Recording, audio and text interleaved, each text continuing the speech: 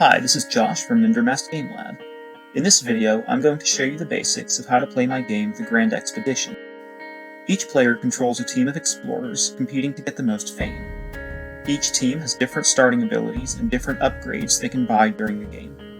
You can see the 6 team sheets arranged around the table. Each player picks one, and then you can get rid of any leftovers. Deal 1 exploration card to each player. These represent rumors or legends about what you might find out there. Everybody starts with 1, and you'll have chances to find more during the game. Last, draw 13 terrain tiles from the bag and place them randomly in Zone 1, this area here. Players have a chance to rearrange some of these tiles. That's described on page 3 of the rulebook. Once that's done, you're ready to start the game. Here's what the board might look like several turns into a 3-player game. Let's go through each player's turn to get an idea of how things look in action. Purple is up first. The first thing they're going to do is move north into this hex. Their current hex is a forest, so that means it takes 2 actions to move, out of the 5 actions that each player gets every turn. Now the player rolls to see if the new hex is the same terrain or random. It's a 5, so that means it'll be the same terrain as their current hex. If it had been 6 or higher instead, then it would have been a random tile from the bag. And reshuffle the bag so it stays random. Purple entered an unexplored hex this turn, so they have to spend their next action exploring it. Draw a card from the exploration deck, and when we check the terrain requirements, we see it says Zone 4 only. And they're in Zone 2 right now, so we can't use that one. Set it aside, we'll shuffle it back into the deck later, and draw one more time.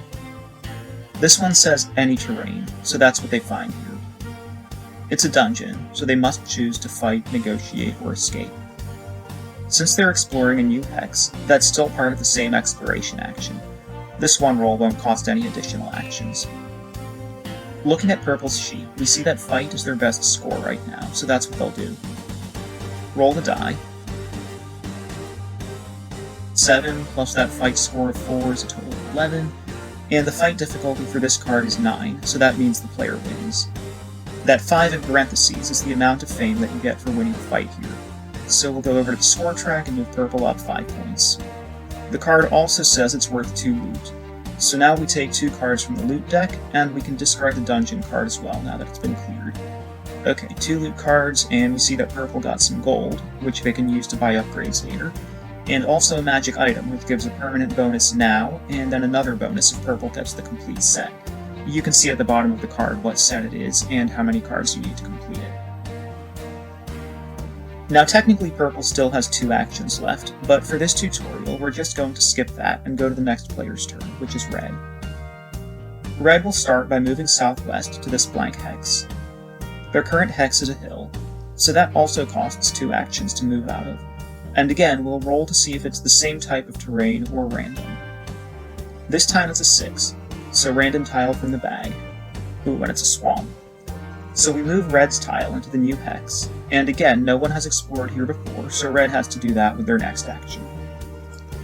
But this time, we're doing something a little different. You remember those legend cards from when we set up the game? Well, Purple wants to use theirs now, so Red finds whatever is on that card instead of drawing from the exploration deck. It says any terrain, so it's legit, and it's a threat, which is a type of enemy that can move around the board if you don't stop them. Well, this one is really tough. Its fight difficulty is 13, and you can't negotiate with it. Looking at Red's sheet, we see their fight score is only 3, so the odds of winning this one are pretty slim, and they decide to escape instead. They've got a 6 in escape, and only need to match or beat a difficulty of 9. So they roll and get 9 for a total of 15. They get away from the bone storm, no problem. Now we need a marker for the threat since it's still active. For my solid prototype, I plan to have these with numbers already on. But for Tabletop Simulator, you need to add the number yourself and clone it so you can have one on the board and one on the card that it's linked with. Red still has 2 actions left, but again, just for the tutorial, we're going to skip ahead to the next player, which is Black. Now we have a threat on the board, which means that before Black takes any actions, we have to roll to see which way the threat moves. Threats are always aiming for the town, so we roll a die. We got a 10 for threat movement, And if we look at the reference sheet here, we can see that 10 means directly away from the town. So we move the threat 1 hex in that direction. It's unexplored, but that's okay, they're allowed to do that. Now that that's done, Black can take their turn, and they're building an outpost. Each player is able to do this once per game. Page 10 and 11 of the rulebook has all the details about outposts, including the requirements before you can build one. Once it's built, Black immediately gets 3 fame. We'll go mark that here, and now any player can use this hex to heal and buy upgrades, instead of having to go all the way back to town. Building an outpost takes your entire turn, so that's it for Black's turn and for this tutorial. If you want to learn more about the Grand Expedition, the full rulebook is included in the Tabletop Simulator version, and you can also download it from the link in the description of this video.